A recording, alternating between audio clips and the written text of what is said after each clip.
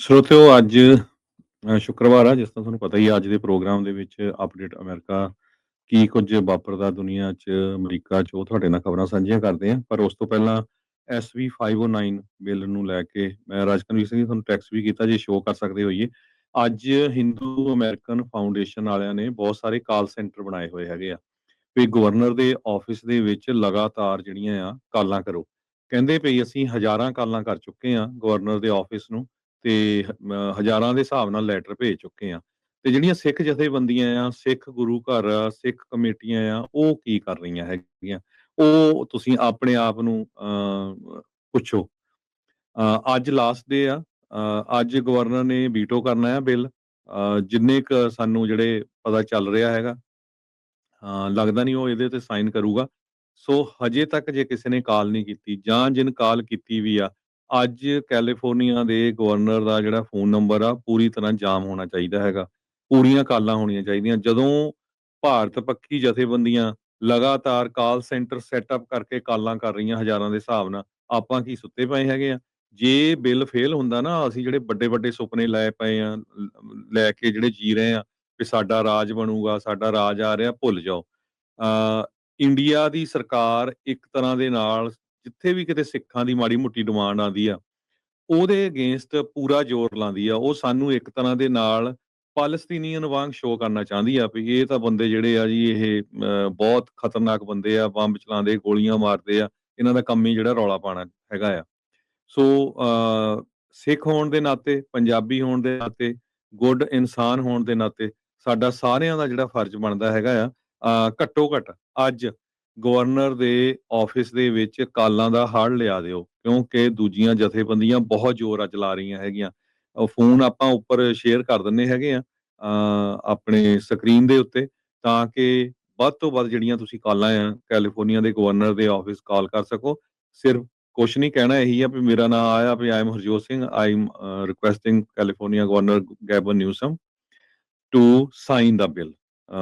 ਪਰ ਆਸਾਂ ਸਾਨੂੰ ਜਿਹੜੀਆਂ ਕੁਛ ਨਹੀਂ ਲੱਗ ਰਹੀਆਂ ਹੈਗੀਆਂ ਇਹ ਤੋਂ ਪਰ ਸਾਡਾ ਫਰਜ਼ ਜ਼ਰੂਰ ਬਣਦਾ ਕਿਉਂਕਿ ਅੱਜ ਉਸਨੇ ਡਿਸਾਈਡ ਕਰਨਾ ਆ ਵੀ ਉਹ ਵੀਟੋ ਕਰੂਗਾ ਜਾਂ ਸਾਈਨ ਕਰੂਗਾ ਜੀ ਸਾਈਡ ਤੇ ਜਿਹੜੇ ਵੀਡੀਓ ਦੇ ਵਿੱਚ ਉਹ ਦੇਖ ਸਕਦੇ ਆ ਹਿੰਦੂ ਅਮਰੀਕਨ ਫਾਊਂਡੇਸ਼ਨ ਨੇ ਜਿਹੜਾ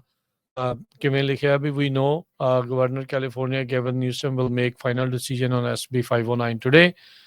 we also know thousands of calls are being made, letters being sent asking to veto this. Please continue doing so. So ਕਹਿੰਦੇ ਵੀ ਹਜ਼ਾਰਾਂ ਹੀ ਆਲਰੇਡੀ ਉਹਨਾਂ ਨੇ ਕਾਲਾਂ ਤੇ ਲੈਟਰ ਜਿਹੜੇ ਉਹ ਲਿਖ ਕੇ ਘੱਲ ਦਿੱਤੇ ਆ ਵੀ ਵੀਟੋ ਕਰਨ ਦੇ ਲਈ ਤੇ ਬਿਲਕੁਲ ਹਰਜੋਤ ਸਿੰਘ ਜੀ ਜਿਹੜੇ ਆਪਾਂ ਸੁਪਨੇ ਸਜਾਈ ਬੈਠੇ ਆ ਉਹਨਾਂ ਸੁਪਨਿਆਂ ਦੇ ਉੱਤੇ ਆਪਣੀਆਂ ਅੱਖਾਂ ਦੇ ਮੂਹਰੇ ਪਾਣੀ ਜਿਹੜਾ ਉਹ ਫੇਰ ਸਕਦਾ ਆ ਐਟਲੀਸਟ ਆਪਣੀ ਜਿਹੜਾ ਫਰਜ਼ ਆ ਜ਼ਿੰਮੇਵਾਰੀ ਆ ਉਸ ਨੂੰ ਨਿਭਾਉਂਦੇ ਹੋਏ ਇਹ ਕੰਮ ਤਾਂ ਜਿਹੜਾ ਉਹ ਕਰ ਦੋ ਕਾਲ ਤਾਂ ਜਿਹੜੀ ਉਹ ਆਪਾਂ ਜਿਹੜੇ ਉਹ ਕਰ ਦਈਏ ਅਦਰਵਾਈਜ਼ ਫਿਰ ਤਾਂ ਕੰਮ ਜਿਹੜਾ ਆ ਉਹ ਮੁਸ਼ਕਲ ਹੀ ਆ ਔਖਾ ਹੀ ਆ ਸੋ ਤੁਸੀਂ ਕਾਲ ਕਰ ਸਕਦੇ ਆ ਗਵਰਨਰ ਗੈਵਨ ਨਿਊਸਮ ਨੂੰ 9164452841 ਦੇ ਉੱਤੇ ਕਾਲ ਕਰਕੇ ਤੇ ਉਸ ਨੂੰ ਜਿਹੜਾ ਇਹੀ ਕਹਿਣਾ ਆ ਵੀ ਭਾਈ ਆਪਣੇ ਇਸ ਬਿੱਲ ਨੂੰ ਤੁਸੀਂ ਸਾਈਨ ਕਰੋ ਵੀਟੋ ਜਿਹੜਾ ਉਹ ਨਾ ਜਿਹੜੀ ਉਹ ਕਰੋ ਸੋ ਹਿੰਦੂ ਅਮਰੀਕਨ ਫਾਊਂਡੇਸ਼ਨ ਅਖੀਰਲੇ ਦਿਨ ਉਹਨਾਂ ਨੇ ਪੂਰੇ ਆਰਗੇਨਾਈਜ਼ ਤਰੀਕੇ ਦੇ ਨਾਲ ਮੁਹਿੰਮ ਨੂੰ ਜਿਹੜਾ ਉਹ ਵਿੱਢਿਆ ਆ ਤੇ ਆਪਣੇ ਵਾਲੇ ਐਜ਼ ਯੂਜੂਅਲ ਜਿੰਨਾ ਜਦੋਂ ਚਲੋ ਕਰਦੇ ਉਹ ਕਰ ਰਹੇ ਦੈਟਸ ਓਕੇ ਬਟ ਸੁੱਤੇ ਆ ਹੱਥ ਤੇ ਹੱਥ ਧਰ ਕੇ ਬੈਠੇ ਆ ਉਹ ਇਹ ਸੋਚ ਰਿਹਾ ਵੀ ਕੋਈ ਆਊਗਾ ਤੇ ਆ ਕੇ ਗਵਰਨਰ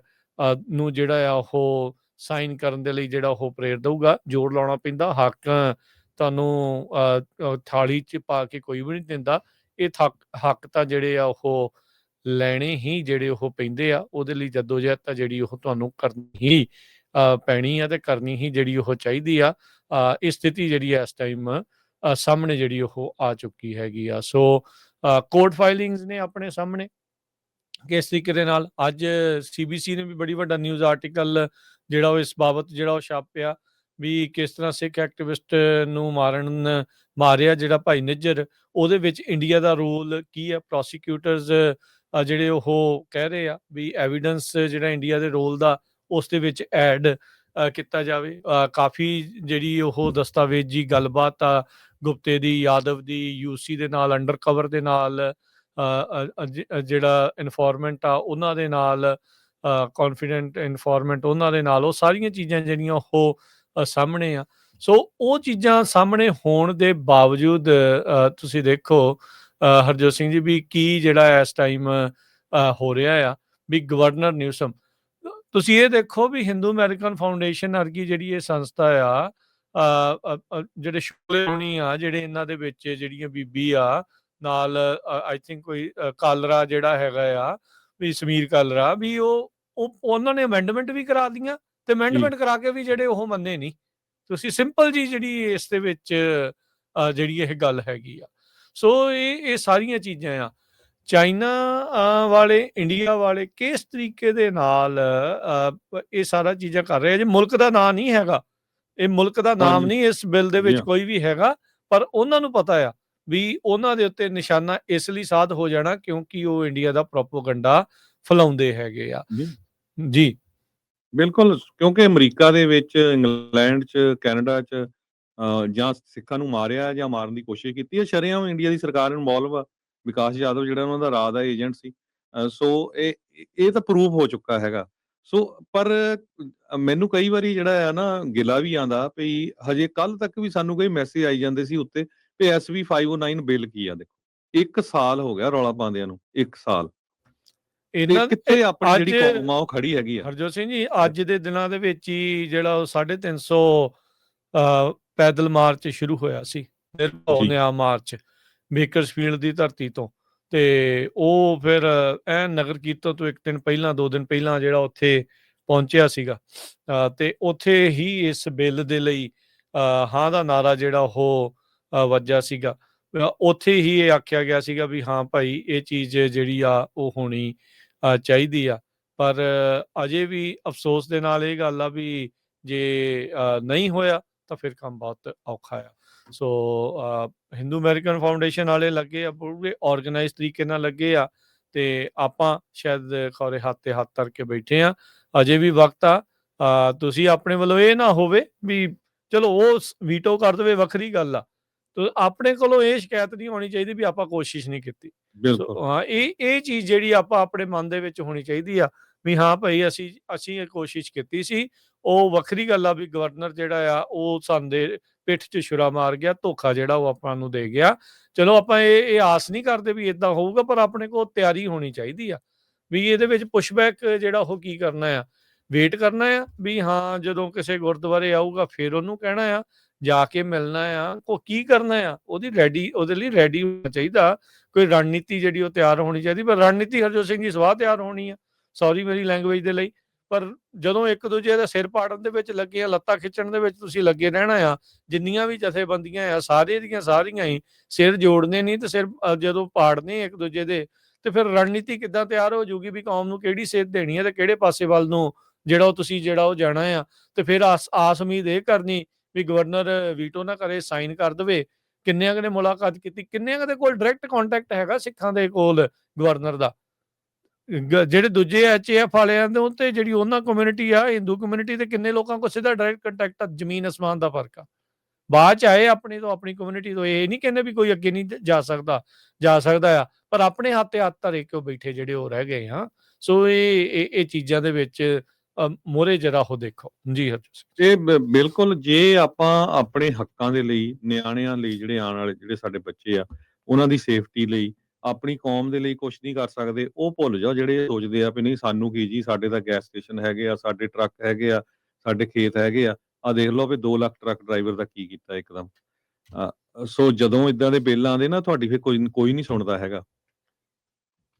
ਹਜੇ ਵੀ ਮੌਕਾ ਹੈਗਾ। ਕੋਈ ਵੀ ਜਿਹੜਾ, ਜਿੰਨੇ ਵੀ ਸਾਡੇ ਸਰੋਤੇ ਸੁਣ ਰਹੇ ਆ, ਆਪਣੇ ਰਿਸ਼ਤੇਦਾਰਾਂ ਨੂੰ ਸਾਰਿਆਂ ਨੂੰ ਕਾਲਾਂ ਕਰ ਦਿਓ। ਅੱਜ ਵੀ ਪੂਰੀਆਂ ਜਿਹੜੀਆਂ ਉਹਦੀਆਂ ਕਾਲਾਂ ਆ ਗਵਰਨਰ ਦੇ ਜਿਹੜੇ ਫੋਨ ਦੀਆਂ, ਪੂਰੀ ਤਰ੍ਹਾਂ ਜਾਮ ਹੋਣੀਆਂ ਚਾਹੀਦੀਆਂ ਹੈਗੀਆਂ।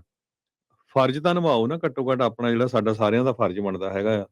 ਆ। ਨਹੀਂ ਤਾਂ ਜਿਸ ਤਰ੍ਹਾਂ ਮੈਂ ਤੁਹਾਨੂੰ ਪਹਿਲਾਂ ਸ਼ੁਰੂਆਤ ਦੱਸਿਆ ਆ ਵੀ ਉਹ ਸਾਡੀ ਕੌਮ ਨੂੰ ਜਿਹੜਾ ਕੀ ਦੱਸਣਾ ਚਾਹੁੰਦੇ ਆ, ਉਹ ਤੁਹਾਡੇ ਸਾਹਮਣੇ ਹੈਗਾ। ਜਿਨ੍ਹਾਂ ਨੇ ਇੰਨੀ ਕੁਰਬਾਨੀ ਕੀਤੀ, ਰਜਿੰਦਰ ਸਿੰਘ ਚੌਹਾਨ ਵਰਗੇ 350 ਮੀਲ ਤੁਰੇ ਉੱਥੇ, ਜਦੋਂ ਬੇਕਰਸਫੀਲਡ ਤੋਂ ਲੈ ਕੇ